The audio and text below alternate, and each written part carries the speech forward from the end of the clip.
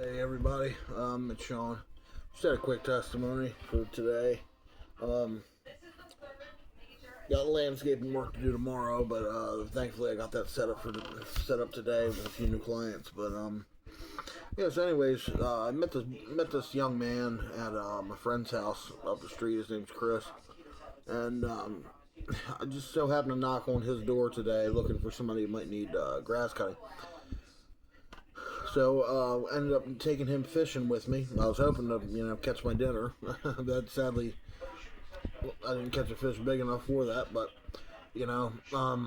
I backslidden, into something, not drugs, not anything super serious, but sin regardless.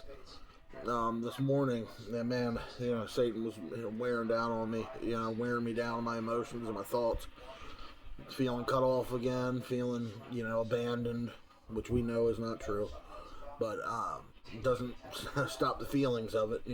These feelings, they're something different, boy. They'll have you believe in anything. But anyways, so I had this experience probably 7 years ago. My wife was still alive. Her family had came down.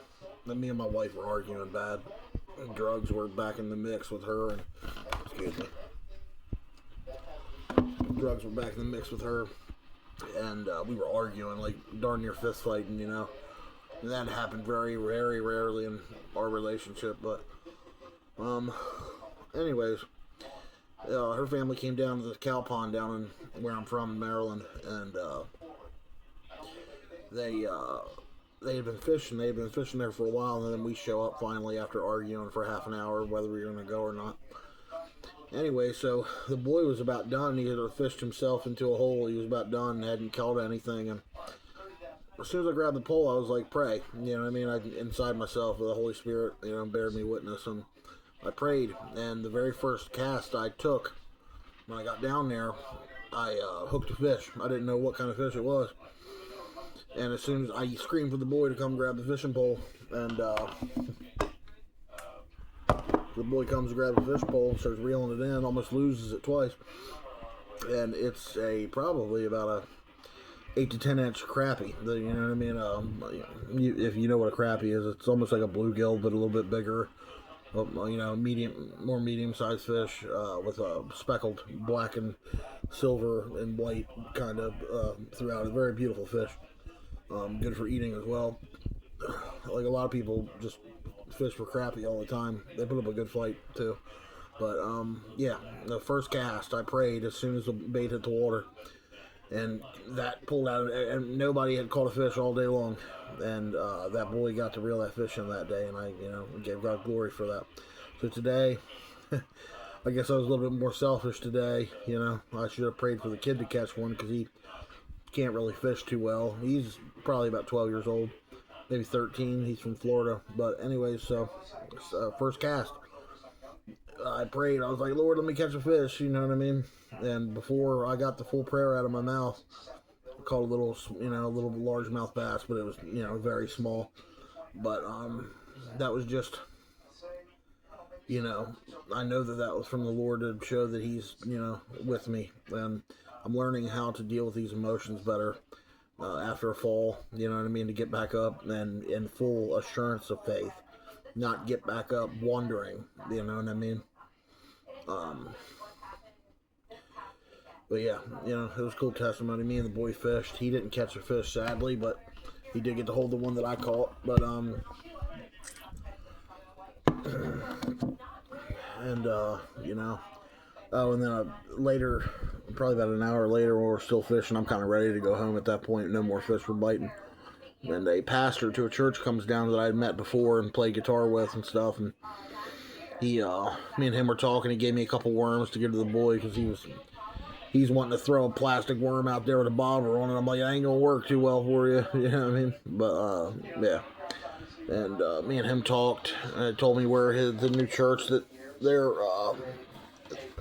he's pastoring is, and it's right up the street from where I live. Yeah, and then the Lord supplied more worms for that young boy too. It was really cool. It was just, be anxious and nothing. because I was pretty anxious about the money situation of me working, and I don't have enough clients yet to really make. I'm paying my rent, and I'm paying for myself. My mom's kind of taking care of a little bit of food right now or whatever, but I mean, I'm still taking care of myself, I would say, but yeah. And he knows I'm a little bit anxious about that. He reminded me of the verses, in Matthew, the birds neither sow nor reap, the body's more than raiment, and it's true. And I'll tell you, when you really focus on those verses in your day-to-day life, it sets you free. That is what sets you free from materialism, consumerism, the wickedness of greed, the selfishness that's involved in worrying about, yourself, what you'll eat, what you'll drink, what you'll wear. It sets you free. You know what I mean? It gives you complete and total peace regarding those things, even in the most troublous times. I know for a fact that at any point in time that I want to, if I'm starving, if I go out and I pray, I will catch a fish. You know what I mean? Just like Peter. If I need money, I know if the Lord wills, I'll catch a fish with a gold piece in its mouth, and I know that for a fact. He will do it.